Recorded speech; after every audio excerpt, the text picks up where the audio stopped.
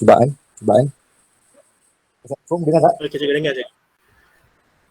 Sekejap saya tengah setting dia punya Okey, boleh keadaan. cikgu. Okey, boleh cikgu.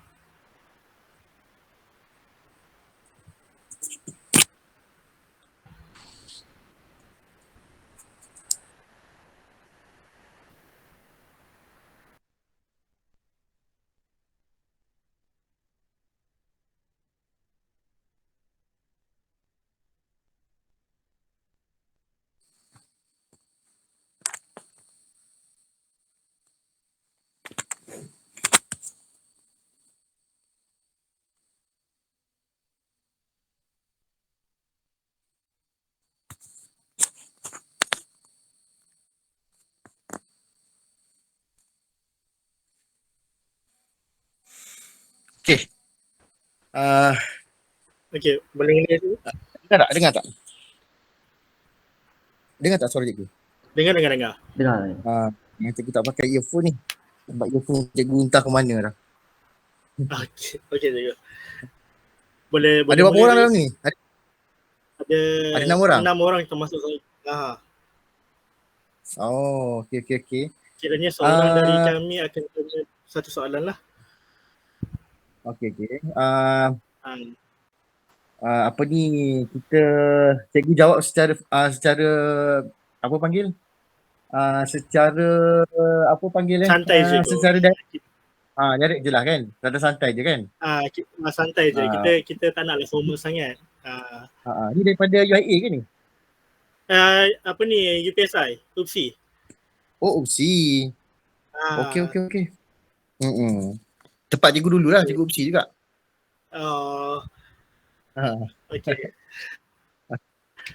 Okey, jadi sebelum kita mulakan, kita buka kita punya interview ni dengan umur kita Al-Fatihah.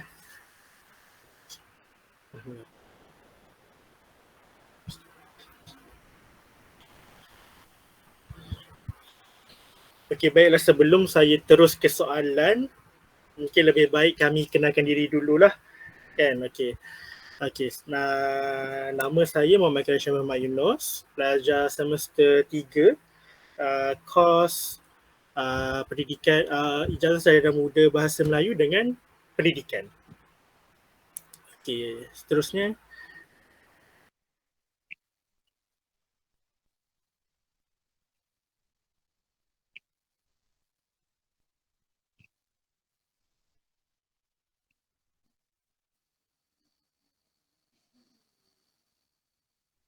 Okey, bismillahirrahmanirrahim. Nama saya Muhammad Lokman bin Muhammad Daud. Dan saya ambil kos apa nama tu? Counselling, bimbingan dan kaunseling. Bimbingan dan kaunseling. Ijazah sarjana muda, bimbingan dan kaunseling. Itu dia. Okey. Ya, bismillahirrahmanirrahim. Nama diberi Muhammad Syahir Aisar bin Zulkarnain. Saya semester 2 dalam program ISMP, Ijazah Sarjana Muda Bimbingan dan Kaunseling. Assalamualaikum. Nama saya Muhammad Arif bin Osman. Sekarang saya semester 3. Kos Ijazah Sarjana Muda Pendidikan Bahasa Inggeris dengan Kepujian. Assalamualaikum. Nama saya Fitri Nur Arisha. Saya dari Ijazah Sarjana Muda Pendidikan Seni semester 3. Okey, baiklah, boleh cikgu kenalkan diri cikgu sedikit sebelum kita mula ke soalan kita. Okey. Sebelum tu cikgu nak tahu daripada mana dapat nak boleh jadi idea nak interview cikgu ni? Oh, sebenarnya saya dah minta ramai cikgu dah, tapi kebanyakan cikgu semuanya tak bagi respon dan ada yang kata busy. Jadi saya dah buntu, tak tahu nak cari siapa dah. Jadi ada Puan Amira. Puan Amira kata tanya Cikgu Hafizi. Mungkin Cikgu Hafizi daripada pihak kaunseling boleh boleh Puan tolong. Amira daripada SMP Cikgu Ombak. Cikgu Ombak. saya bekerja dekat Koperasi SMK Segombak, cikgu. Oh, ya. Oh, itulah cikgu tak jauh tak nampak sangat. Oh, baru Okey, cikgu. okey. Perkenalkan diri cikgu. Ni semua ni rakam kan? Rakam, Ni cikgu. hantar kat pensyarah ke ni? Rakaman ni? Rakaman ni akan jadi lampiran je nanti. Lampiran Oh, yelah sebab cikgu nampak kalut sikit. Faham lah sekarang cuti kan? Okey, apa cikgu? Apa ni barang-barang apa semua cikgu tinggal kat rumah. Dah dekat rumah. Jadi ni kat kampung ni pun cikgu pegang sendiri ni. Dia dah ketar-ketar ni tangan ni. Pegang sendiri ni. Telefon. Okey. Dan nama cikgu Hafizi bin Muhammad. Cikgu ni berasal daripada Kelantan. Apa lagi? Cikgu daripada UPSI. Dah berkhidmat selama lebih kurang dalam berapa tahun 13 ke 14 tahun macam tu. Cikgu dah 11 tahun cikgu di Sabah dan sekarang 2 tahun 3 tahun dekat SMKC Gombak lah. Apa ni, cikgu ni guru bimbingan dan kaunseling. Dulu ambil ijazah sarjana muda pendidikan bimbingan dan kaunseling di UPSI. Tu ada junior cikgu tu. Nama Lukman kan? Apa ni, sekarang SEM apa Lukman? Oh, saya SEM 2, cikgu. SEM 2 masih lagi lepas pengantar, teori pun belajar lah kan SEM 2 kan? Baru nak masuk teori sikit-sikit. Baru masuk teori, asas kemahiran. Asas kemahiran. Okey. Lepas tu apa lagi tu je lah kot. Ada yang cikgu tertinggal tak? Tak ada lah. Nak tahu apa lagi? Tak ada lah. Okey dah tu cikgu kan. Okey dah. Kita dipakai sangat nanti. Lagi dalam kan lagi terkenal pula kita. Okey, jadi seperti yang saya dah maklumkan dekat cikgu, kita punya tajuk adalah strategi untuk guru beri motivasi kepada murid semasa pembelajaran atas talian di sekolah menengah. Okey, jadi soalan pertama dari saya, apakah pendapat cikgu tentang pembelajaran atas talian ni? Adakah ia mudah ataupun ia menyukarkan keadaan? Okey, ini kira macam pendapat cikgu lah kan, berdasarkan pengalaman kan. Dan cikgu pun kiranya respon secara direct lah kan. Okey, pandangkan cikgu je yang ada, cikgu lain tak nak bagi respon, jadi cikgu bagi je lah kan. Okey. Soalan dia tadi memudahkan ke tidak kan? Dia ada dua. Yang pertama, dia memang kiranya sebenarnya pembelajaran secara online ni, dia memudahkan lah. Dia memudahkan, tetapi ada part yang tak memudahkan, iaitu kemahiran-kemahiran untuk pembelajaran tu dia akan jadi susah. Sebab dalam pembelajaran tu kita kena ada komunikasi dua hala kan. Jadi kalau dalam kelas secara bersemuka tidak ada halangan dalam komunikasi kan. Kalau kita belajar pedagogi kan, kena ada komunikasi apa semua kan. Jadi bila kita buat secara online, kita ada orang tengah. Kita ada medium tengah kan. Kita ada medium tu, jadi itu akan boleh jadi penghalang dia lah, sama ada masalah internet dan sebagainya. Tapi dari segi lain dia memudahkan untuk paparan, apa-apa hubungan macam tu. Okey. Jadi macam tengah-tengah cikgu bagi idea kan. Tak ada bagus ke tak bagus lah. Tapi di atas orang lah, atas situasi. Di atas situasi, di atas kelompok kita tu. Kalau kelompok yang nak belajar, maka dia akan mempermudahkan. Tapi kalau kelompok yang tak nak belajar, dia akan menyusahkan. Macam tu. Okay.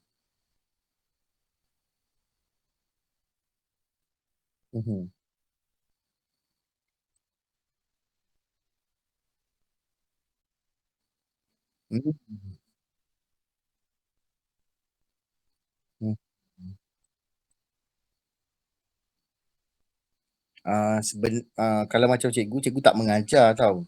Cikgu tak mengajar di sekolah. Tapi melalui pengalaman cikgu dengar luahan daripada guru-guru, bukan saja guru sekolah lah, guru sekolah ni, tapi sekolah yang lain-lain juga. Dan cikgu rasa dihadapi oleh ramai guru lah kan. Soalan tadi kata belajar bagi sama ke tak kan?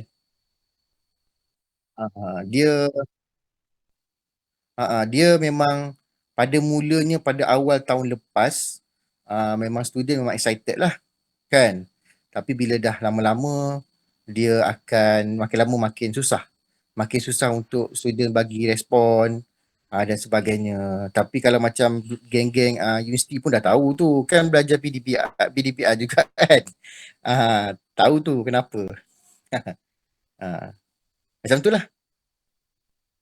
Menjawab tak? Kalau tak menjawab bagi tahu, cikgu jawab lagi. Okey. Okey. Untuk soalan seterusnya, pada pendapat cikgu kan, Okey. sebenarnya macam mana cikgu nak menggambarkan ataupun macam mana nak cikgu nak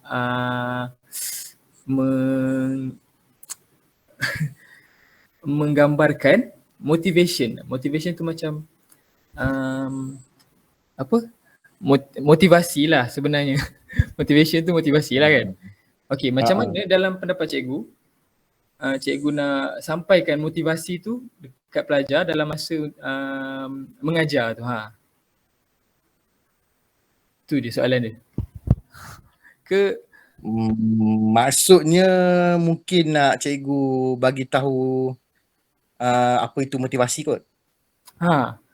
Kan? Macam mana? Okey, betul tu. Kalau tengok dekat dalam buku memang panjang lah huraian dia. Tapi cikgu bagi huraian dari aspek apa yang cikgu faham lah kan. Okey, kalau tengok dalam buku-buku semua ada terangkan. Kita Google je apa itu motivasi apa semua kan. Tapi ni dalam konteks yang apa yang cikgu faham lah. Okey, jadi motivasi tu dia sebenarnya dia adalah satu kesedaran kendiri yang untuk mencapai tujuan. Bagi cikgu, kalau ada tujuan maka akan ada motivasi. Tapi kalau kita tak ada tujuan, kita tak ada motivasi. Jadi itu senang faham lah. Dia motivasi tu dia terbentuk daripada tujuan kita, cita-cita kita yang kita nak capai. Kalau kita student tak ada cita-cita, tak ada tujuan dalam hidup dia ataupun kabur dengan tujuan hidup dia, maka motivasi yang dia ada juga akan kurangan lah. Macam tu. Maknanya setiap student tu kena set goals lah dalam dia orang punya study tu. Kalau tak memang tak ada lah. Betul. Dan itulah jadi tak apa, nanti cikgu jawab untuk akan datang seterusnya. Okey. Teruskan. Panjang. Soalan keempat. Okay, saya nak tanya cikgu lah kan. Kenapa perlunya ada motivasi dekat dalam diri pelajar masing-masing? Kenapa kita perlu? Dalam pembelajaran online kan? Yes. Ya. Sebab setengah orang dia semangat nak belajar tapi tiba-tiba dia datang mood malas dia kan. So macam mana?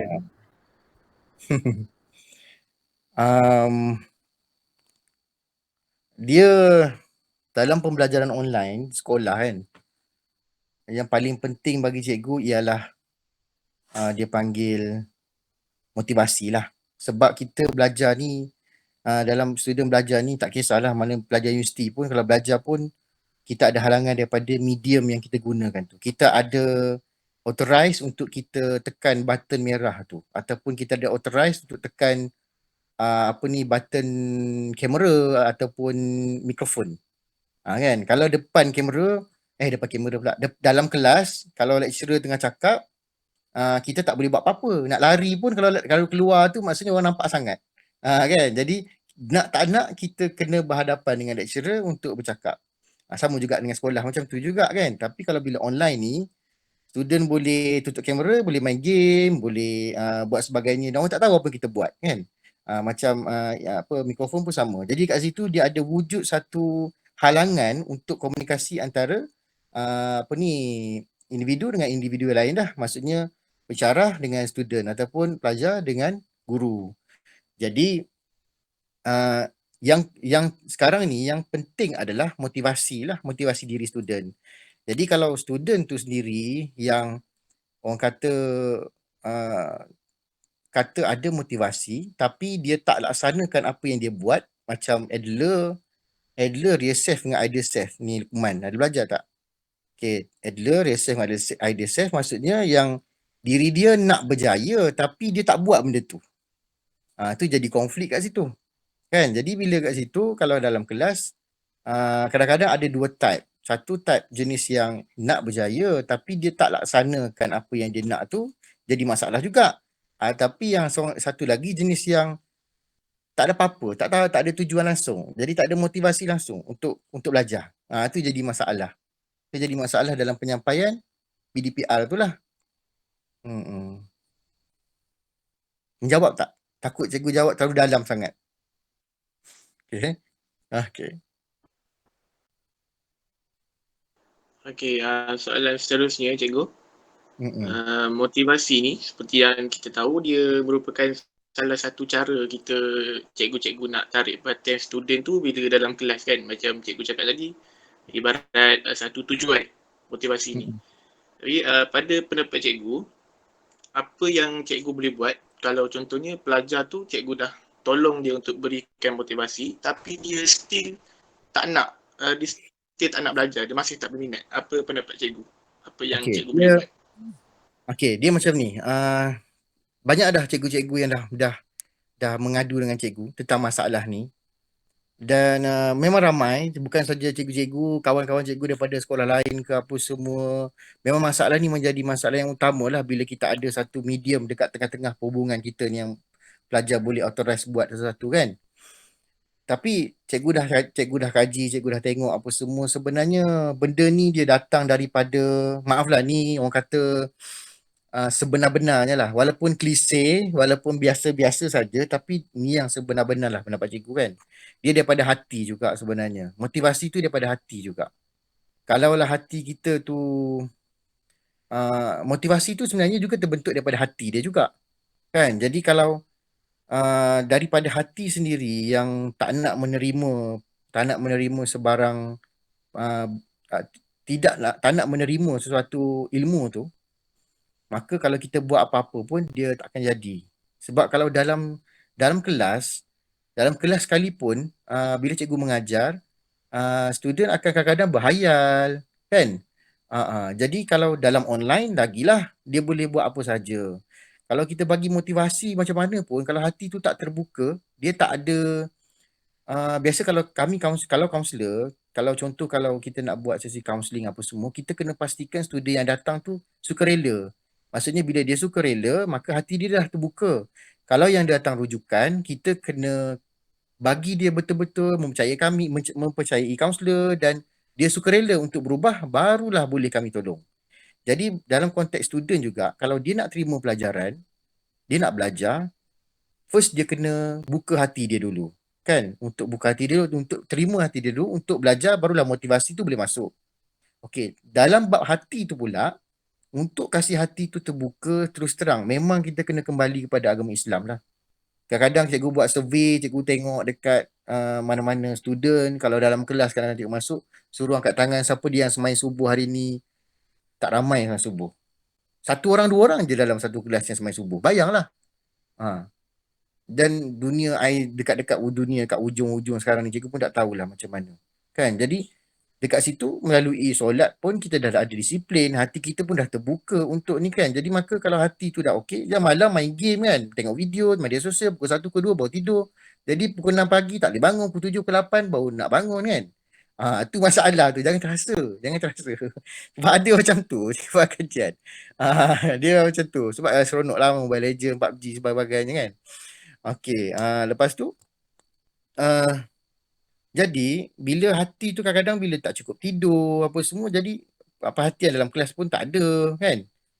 Itu yang jadi masalah, motivasi tu tak ada. Bila hati tu dah tak keras, maka motivasi macam mana pun dia susah nak sedar.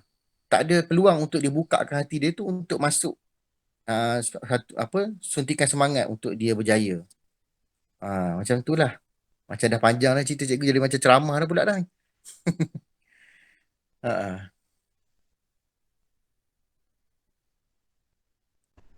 Okey, soalan seterusnya. Sebagai seorang guru, Apa yang Cikgu Hafizi harapkan dari pelajar selepas motivasi itu? Okay. Macam mana apa yang cikgu harapkan? Okay, dia macam ni lah. Dia sebenarnya motivasi tu adalah salah satu usaha lah. Salah satu usaha, dan motivasi tu bukan daripada kaunselor saja. Semua guru boleh bagi motivasi. Semua orang boleh bagi motivasi. Kecuali sesi kaunseling. Sesi kaunseling adalah kepada kaunselor berdaftar sahaja. Okay, jadi motivasi ni adalah salah satu usaha. Salah satu usaha dan salah satu kaedah dalam modifikasi tingkah laku, cara berfikir seseorang. Okay, kita boleh buat macam-macam supaya orang tu boleh berubah dia punya perangai. Sama ada kita boleh bagi motivasi, kita boleh bagi dia konfrontasi ke, ataupun kita boleh bagi dia peneguhan positif negatif. Dia ada macam-macam jenis kita boleh buat. Dan ialah salah satu kaedah je lah. Dan tak semestinya benda tu boleh berjaya. Jangan letakkan motivasi tu satu benda yang paling utama sebenarnya. Dan bagi cikgu, kita usaha je. Kita usaha, dan untuk secara online lah, sebab sekarang dah ada offline kan. Tapi untuk kalau online, salah satu usaha lah untuk student, sebab kita tak mampu untuk ubah hati orang. Kita tak mampu nak ubah hati orang, sebab hidayah tu hanya milik Allah sahaja. Cikgu-cikgu hanya boleh berusaha, dan berusaha kalau hatinya nak okey, Allah bagi petunjuk kat diri student, maka bila dia tahu kepentingan belajar, dia tahu nak tolong mak ayah dia akan sendirinya akan berubah dan masuk kelas online dengan baik dan belajar dengan baik. Tapi kalau macam masih lagi tak sedar, hanyut dengan media sosial, Instagram, betul memang semua media sosial tu boleh datangkan duit kalau kita untuk perniagaan dan sebagainya nanti. Tapi kalau dah lupakan tentang apa yang perlu, apa yang penting, itu yang jadi masalah lah. Itu yang jadi masalah. Itu untuk pengalaman cikgu lah. Kan Fitri Nur Aisyah. Ya. Macam Fitri Nur Aisyah je seorang kat sini. Lain semua lelaki. Satu kumpulan kan ni?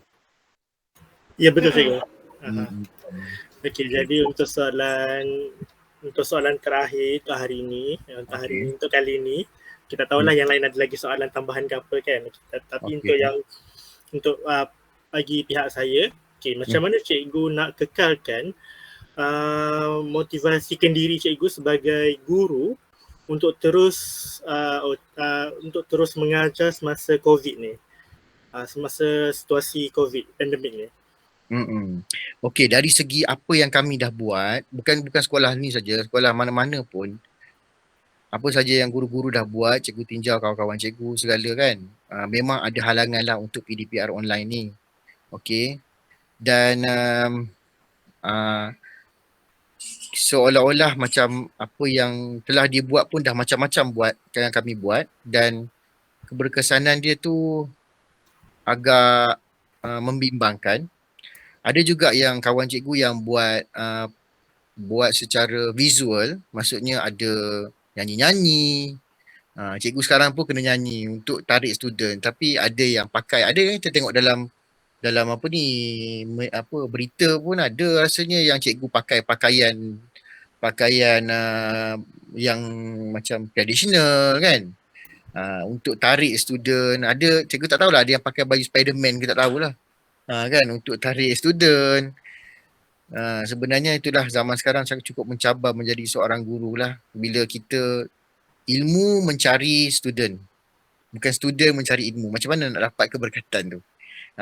Kadang-kadang kita kena fikir juga, tapi fahaman sekarang pun fikir tak apa, kita kena orang kata kena jual ilmu kita kepada student, kan. Tapi bagi konsep cikgu ni lain sikit, sebab cikgu belajar teori juga sebagainya. Bagi cikgu, ilmu tu satu benda yang berharga. Bila kita nak dapat ilmu, kita kena menuntut ilmu, bukan ilmu yang cari kita yang kena mencari ilmu.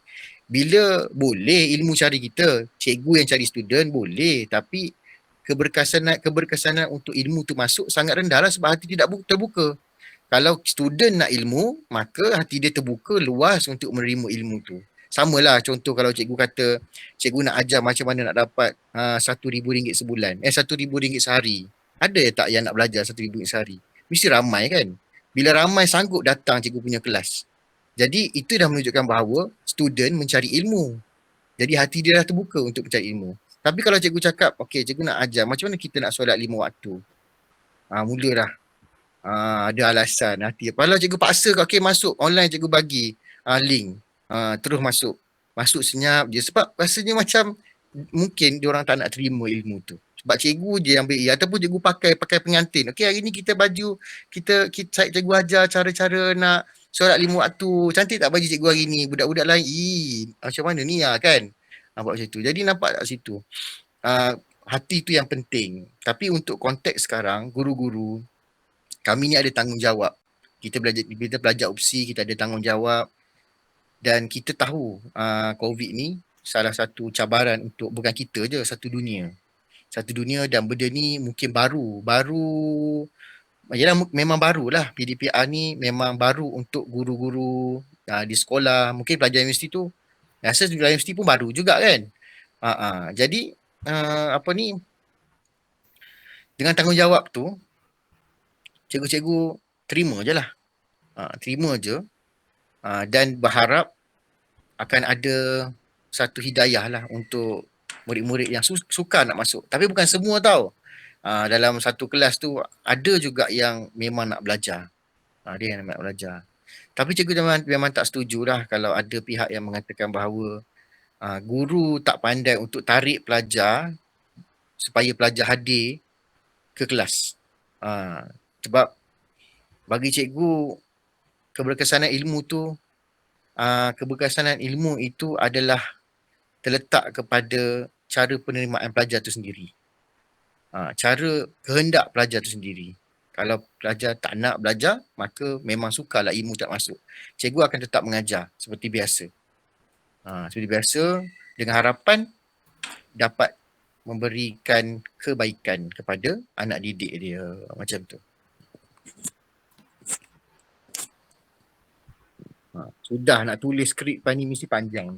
Lecturer minta skrip ke? Ya, doktor.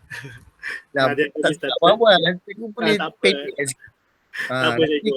Sebab jawapan cikgu bagi tu dah boleh dikirakan paling mantap lah untuk kami olah nanti dekat SC. Olah je. Sebab cikgu memang cikgu tak ada persediaan apa-apa. Sebab cikgu pun tengah sibuk sekarang balik kampung, memang banyak sibuk, banyak kerja. Alah ni patutnya nak kena pergi ada ni, tapi itulah, tak apalah, memandangkan tak ada orang lain, cikgu pun nak membantu orang lah. Macam tu. Okay. Ni pakaikan prekat je ni. Okay, yang lain ada tambahan soalan? Tanyalah, nak tanya apa pengalaman cikgu. Ni ada masa ni tapi ada apa-apa soalan nak ditambah? tak ada tak? Ke nak pergi tengok Netflix pula pagi? Okay, kalau tak ada, saya rasa itu sajalah dari kami.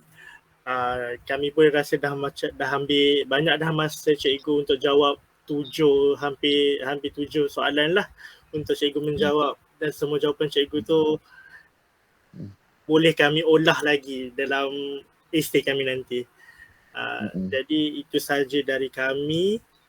Tak ada apa-apa nak tambah betul Okay. Tak ada lah. Tak ada apa-apa nak tambah. Okey, sangat dah tu cikgu. Okey, itu saja cikgu daripada kami. Okey, terima kasih cikgu sebab bagi ruang dan peluang untuk kami interview cikgu ni. Okey cikgu, sekali lagi terima kasih banyak-banyak cikgu. Nanti kalau nak praktikal datang sekolah cikgu lah, si Gombak. Boleh jumpa dengan cikgu lagi. Yang lain datang.